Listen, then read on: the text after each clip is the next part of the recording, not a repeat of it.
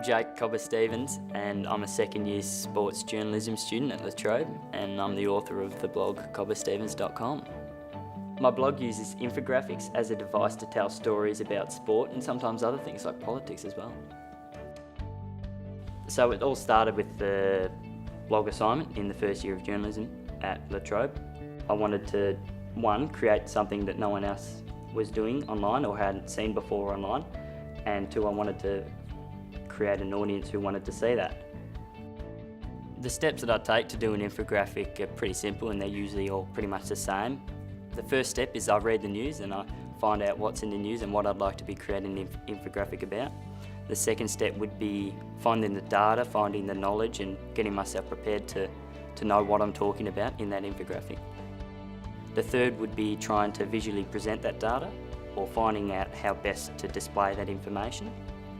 The fourth step, of course, would be creating the infographic, which includes all the parts where you need to design it to make it look attractive. You need to design it so people want to read it.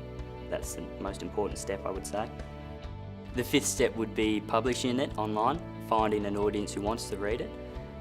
Once you've published your article or your infographic, the most important thing is to promote it on social media. I'll start by promoting it on Twitter through my account. I have a Facebook page, and you get a few more views there. Pinterest is very handy for those graphic type of things. Even Tumblr sometimes gets a few hits. From covering those bases, I always get a bigger following. One of my favourite pieces I did was on the Brownlow. I took all the information of previous Brownlow winners, how old they were, where they played and where they came from, and I found some pretty interesting stats. With that information that I had, I was able to present it visually, and through that I dug up some new information which people probably hadn't found before. So in those terms it was pretty popular because no one had seen that kind of stuff online or in an infographic form before.